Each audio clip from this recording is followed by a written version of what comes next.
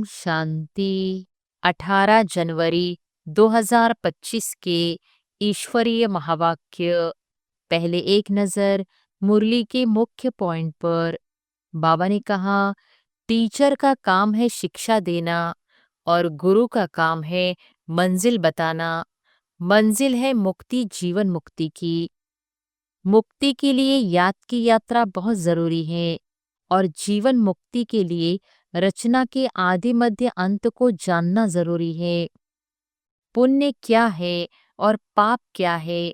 सबसे बड़ा पुण्य है बाप को याद करना और दूसरों को भी याद दिलाना।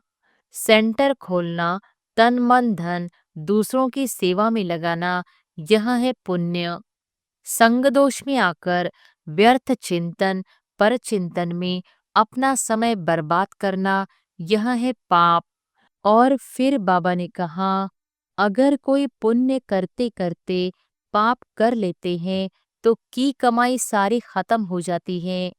यहाँ दो बत्तियां हैं, दोनों लाइट इकट्ठी है। यह दोनों जबरदस्त लाइट है। सवेरे का टाइम अच्छा है, स्नान कर एकांत में चले जाना चाहिए। मुख्य है ही ज्ञान और योग। बाप के पास यही बहुत बड़ा खजाना है जो बच्चों को देते हैं। इसमें योग की बहुत बड़ी सब्जेक्ट है। याद से ही करंट मिलती रहेगी। इससे आत्मा हेल्दी बनती है, भरपूर हो जाती है। चलते फिरते, भोजन खाते, कार्य करते भी बाप को याद करो। दूसरे को करंट देनी है तो रात्रि को भी जागो। और फिर लास्ट में बाबा ने कहा, तुम बच्चों को यहाँ मास्टर प्यार का सागर बनना है। यहाँ बनेंगे तो वह संस्कार अविनाशी बन जाएंगे। एक दो को कभी दुख नहीं देना है, बहुत बहुत लवली बनना है। लवली बाप को बहुत लव से याद करेंगे तो अपना भी कल्याण, दूसरों का भी कल्याण करेंगे। वर्तमान समय जो भी कमजोर आत्माएं संपर्क और संबंध में हैं, उन्हों को विशेष सकाश देनी है। अभी विशेष सकाश देने की सर्विस करनी है। लाइट हाउस माइट हाउस बनकर यह सर्विस खास करनी है। तब चारों ओर लाइट माइट का प्रभाव फैलेगा। वर्तमान समय मनन शक्ति से आत्मा में सर्व शक्तियां भरने की आवश्यकता है। तब मगन अवस्था रहेगी और विघ्न टल जाएंगे। विघ्नों की लहर तब आती है जब रूहानियत की तरफ फोर्स कम हो जाता है। और अब सुनते हैं महावाक्यों को विस्तार से। पिताश्री जी के पुण्य स्मृति दिवस पर प्रात क्लास में सुनाने के लिए बाप दादा के मधुर अनमोल महावाक्य। ओम शांति। रूहानी बाप, अभी तुम बच्चों से रूह रिहान कर रहे हैं, शिक्षा दे रहे हैं। टीचर का काम है शिक्षा देना और गुरु का काम है मंजिल बताना। मंजिल है मुक्ति, जीवन मुक्ति की। मुक्ति के लिए याद की यात्रा बहुत जरूरी है और जीवन मुक्ति के लिए रचना के आदि मध्य अंत को जानना जरूरी है। अब 84 का चक्र पूरा होता है। अब वापस घर जाना है। अपने साथ ऐसी ऐसी बातें करने से बड़ी खुशी आएगी और फिर दूसरों को भी खुशी में लाएंगे। दूसरों पर भी मेहर करनी है, रास्ता बताने की, तमो प्रधान से सतो प्रधान बनाने की। बाबा ने तुम बच्चों को पुण्य और पाप की गहन गति भी समझाई है। पुण्य क्या है और पाप क्या है? सबसे बड़ा पुण्य है बाप को याद करना और दूसरों को भी याद दिलाना। सेंटर खोलना, तन मन धन दूसरों की सेवा में लगाना, यह है पुण्य। संग दोष में आकर व्यर्थ चिंतन पर चिंतन में अपना समय बर्बाद करना, यह है पाप। अगर कोई पुण्य करते करते पाप कर लेते हैं तो की कमाई सारी खत्म हो जाती है। जो कुछ भी पुण्य किया वह सब खत्म हो जाता है। फिर जमा के बदले ना हो जाती है। पाप कर्म की सजा भी। ज्ञानी तो आत्मा बच्चों के लिए 100 गुना है, क्योंकि सद्गुरु के निंदक बन जाते हैं। इसलिए बाप शिक्षा देते हैं, मीठे बच्चे, कभी भी पाप कर्म नहीं करना, विकारों की चोट खाने से बचकर रहना।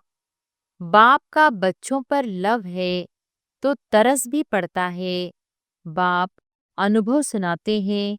जब एकांत में बैठते हैं तो पहले अनन्य बच्चे याद आते हैं। भले विलायत में है अथवा कहाँ भी है, कोई अच्छा सर्विसेबल बच्चा शरीर छोड़ जाता है तो उनकी आत्मा को भी याद कर सर्च लाइट देते हैं। यह तुम बच्चे जानते हो, यहाँ 2 बत्तियां हैं, दोनों लाइट इकट्ठी है। यह दोनों जबरदस्त लाइट है। सवेरे का टाइम अच्छा है, स्नान कर एकांत में चले जाना चाहिए। अंदर खुशी भी बहुत रहनी चाहिए। बेहद का बाप बैठ बच्चों को समझाते हैं, मीठे बच्चे, अपने को आत्मा समझ मुझ बाप को और अपने घर को याद करो। बच्चे, इस याद की यात्रा को कभी भूलना नहीं। याद से ही तुम पावन बनेंगे। पावन बनने बिगर तुम वापस घर जा नहीं सकते। मुख्य है ही ज्ञान और योग। बाप के पास यही बहुत बड़ा खजाना है जो बच्चों को देते हैं। इसमें योग की बहुत बड़ी सब्जेक्ट है।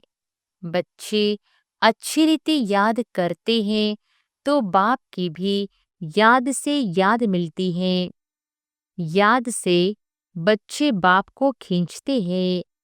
पिछाड़ी में आने वाले जो ऊंच पद पाते उसका आधार भी याद है।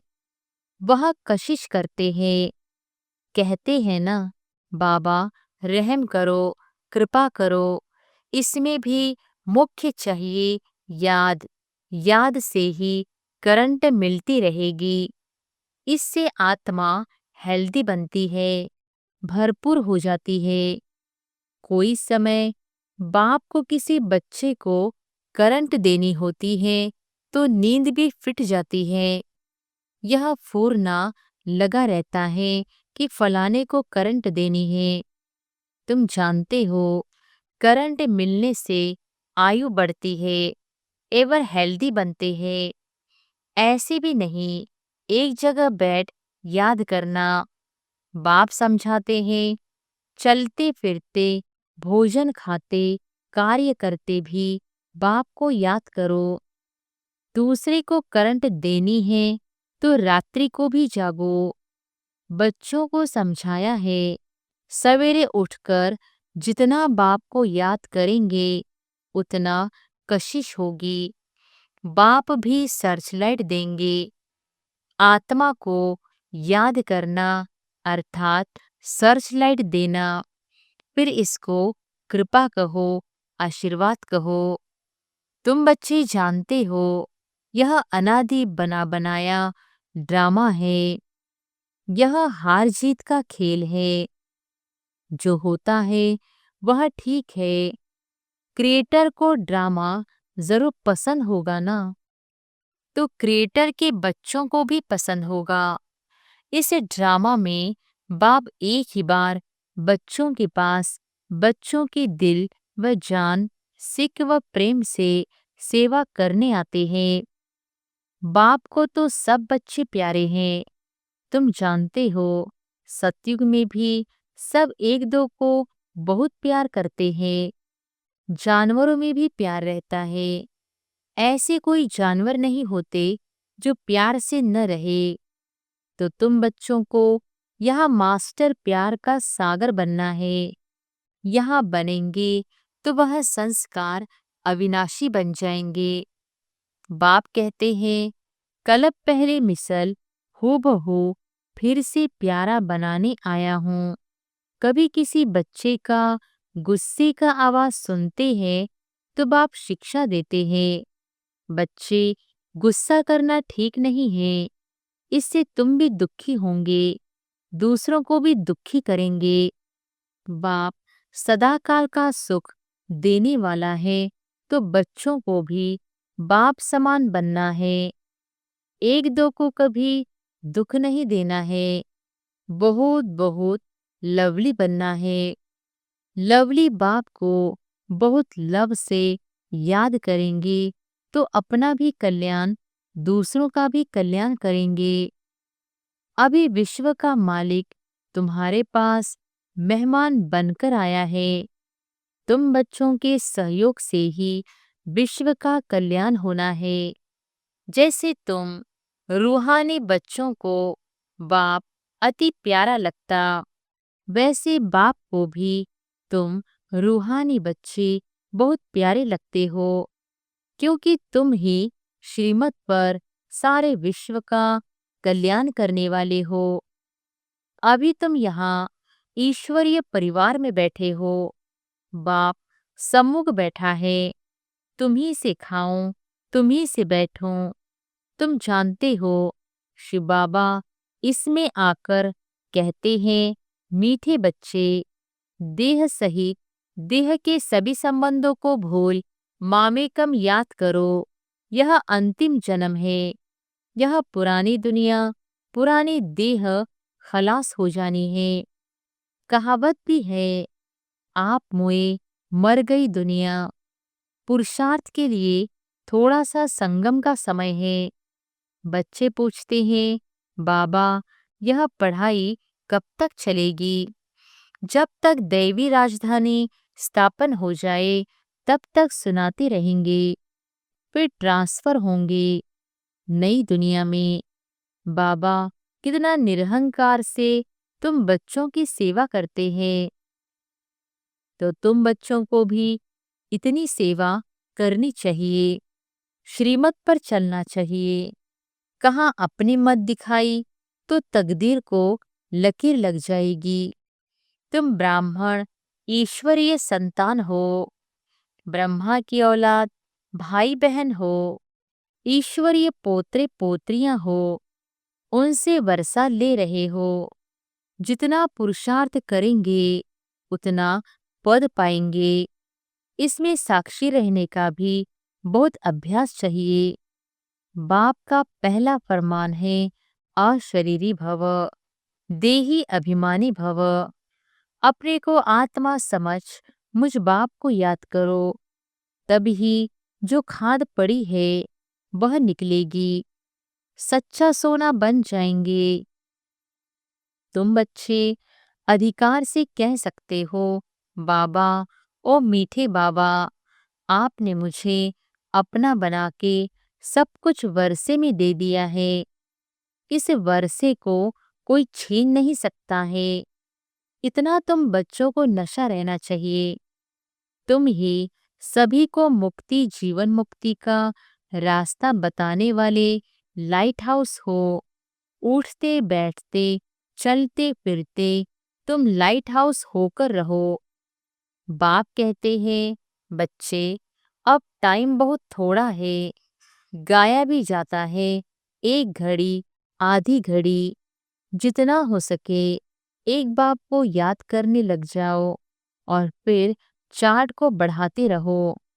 अच्छा, मीठे मीठे सिकिलधे, लक्की और लवली ज्ञान सितारों को मात पिता बाप दादा का दिल व जान, सिक व प्रेम से याद, प्यार और गुड मॉर्निंग।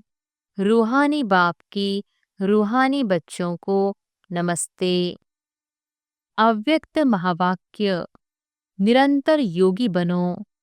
जैसे एक सेकंड में स्विच ऑन और ऑफ किया जाता है, ऐसे ही एक सेकंड में शरीर का आधार लिया और फिर एक सेकंड में शरीर से परे अशरीरी स्थिति में स्थित हो जाओ। अभी अभी शरीर में आए, फिर अभी अभी अशरीरी बन गए। यह प्रैक्टिस करनी है। इसी को ही कर्मातीत अवस्था कहा जाता है। जैसे कोई वस्त्र धारण करना व न करना अपने हाथ में रहता है। आवश्यकता हुई धारण किया, आवश्यकता न हुई तो उतार दिया। ऐसा ही अनुभव इस शरीर रूपी वस्त्र को धारण करने और उतारने में हो। कर्म करते भी ऐसा अनुभव होना चाहिए, जैसे कोई वस्त्र धारण कर कार्य कर रहे हैं। कार्य पूरा हुआ और वस्त्र से न्यारे हुए। शरीर और आत्मा दोनों का न्यारापन चलते फिरते भी अनुभव हो। जैसे कोई प्रैक्टिस हो जाती है ना, लेकिन यह प्रैक्टिस किन्हें हो सकती है? जो शरीर के साथ व शरीर के संबंध में जो भी बातें हैं, शरीर की दुनिया, संबंध व अनेक जो भी वस्तुएं हैं, उनसे बिल्कुल डिटैच होंगे, जरा भी लगाव नहीं होगा, तब न्यारा हो सकेंगे। अगर सूक्ष्म संकल्प में भी हल्कापन नहीं है, डिटैच नहीं हो सकते, तो न्यारेपन का अनुभव नहीं कर सकेंगे। तो हर एक को अब यह प्रैक्टिस करनी है, बिल्कुल ही न्यारेपन का अनुभव हो। इस स्टेज पर रहने से अन्य आत्माओं को भी आप लोगों से न्यारेपन का अनुभव होगा। वह भी महसूस करेंगे, जैसे योग में बैठने के समय कई आत्माओं को अनुभव होता है ना। यह ड्रिल कराने वाले न्यारे स्टेज में है। ऐसे चलते फिरते फरिश्तेपन के साक्षात्कार होंगे। यहाँ बैठे हुए भी अनेक आत्माओं को, जो भी आपके सतयुगी फैमिली में समीप आने वाले होंगे, उन्हों को आप लोगों के फरिश्ते रूप और भविष्य राज्य पद के दोनों इकट्ठे साक्षात्कार होंगे। जैसे शुरू में ब्रह्मा में संपूर्ण स्वरूप और श्री कृष्ण का दोनों साथ साथ साक्षात्कार करते थे, ऐसे अब उन्हों को तुम्हारे डबल रूप का साक्षात्कार होगा। जैसे जैसे नंबरवार इस न्यारे स्टेज पर आते जाएंगे, तो आप लोगों के भी यह डबल साक्षात्कार होंगे। अभी यह पूरी प्रैक्टिस हो जाए तो यहाँ वहाँ से यही साक्षात्कार होंगे। यहाँ बैठे भी बेहद में आप लोगों का सूक्ष्म स्वरूप सर्विस करेगा। अब यही सर्विस रही हुई है। साकार में सभी एग्जाम्पल तो देख लिया, सभी बातें नंबरवार ड्रामानुसार होनी है। जितना जितना स्वयं आकारी फरिश्ते स्वरूप में होंगे, उतना आपका फरिश्ता रूप सर्विस करेगा। आत्मा को सारे विश्व का चक्र लगाने में कितना समय लगता है?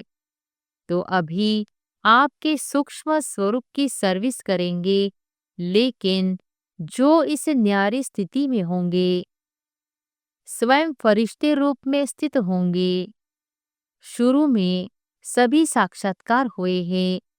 फरिश्ते रूप में संपूर्ण स्टेज और पुरुषार्थी स्टेज दोनों अलग अलग साक्षात्कार होता था। जैसे साकार ब्रह्मा और संपूर्ण ब्रह्मा का अलग अलग साक्षात्कार होता था, वैसे अनन्य बच्चों के साक्षात्कार भी होंगे। हंगामा जब होगा तो साकार शरीर द्वारा तो कुछ कर नहीं सकेंगे और प्रभाव भी इस सर्विस से पड़ेगा। जैसे शुरू में भी साक्षात्कार से ही प्रभाव हुआ ना, परोक्ष अपरोक्ष अनुभव ने प्रभाव डाला, वैसे अंत में भी यही सर्विस होनी है। अपने संपूर्ण स्वरूप का साक्षात्कार अपने आप को होता है। अभी शक्तियों को पुकारना शुरू हो गया है। अभी परमात्मा को कम पुकारते हैं, शक्तियों की पुकार तेज रफ्तार से चालू हो गई है। तो ऐसी प्रैक्टिस बीच बीच में करनी है। आदत पड़ जाने से फिर बहुत आनंद फील होगा। 1 सेकंड में आत्मा शरीर से न्यारी हो जाएगी, प्रैक्टिस हो जाएगी। अभी यही पुरुषार्थ करना है।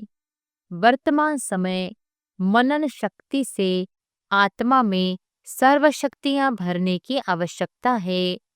तब मगन अवस्था रहेगी और विघ्न टल जाएंगे।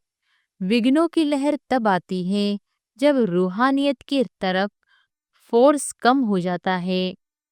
तो वर्तमान समय शिवरात्रि की सर्विस के पहले स्वयं में शक्ति भरने का फोर्स चाहिए। भले योग के प्रोग्राम्स रखते हो, लेकिन योग द्वारा शक्तियों का अनुभव कराना अब ऐसी क्लासेस की आवश्यकता है। प्रैक्टिकल अपने बल के आधार से औरों को बल देना है। सिर्फ बाहर की सर्विस के प्लान नहीं सोचने हैं, लेकिन पूरी ही नजर चाहिए सभी तरफ। जो निमित्त बने हुए हैं उन्हों को यह ख्यालात आनी चाहिए कि हमारी फुलवारी किस बात में कमजोर है। किसी भी रीति से अपने फुलवारी की कमजोरी पर कड़ी दृष्टि रखनी चाहिए। समय देकर भी कमजोरियों को खत्म करना है। जैसे साकार रूप को देखा, कोई भी ऐसी लहर का समय होता तो दिन रात सकाश देने की विशेष सर्विस, विशेष प्लान्स चलते थे। निर्बल आत्माओं को बल भरने का विशेष अटेंशन रहता था, जिससे अनेक आत्माओं को अनुभव भी होता था। रात रात को भी समय निकाल आत्माओं को सकाश भरने की सर्विस चलती थी। तो अभी विशेष सकाश देने की सर्विस करनी है। लाइट हाउस माइट हाउस बनकर यह सर्विस खास करनी है। तब चारों ओर लाइट माइट का प्रभाव फैलेगा। अभी यही आवश्यकता है।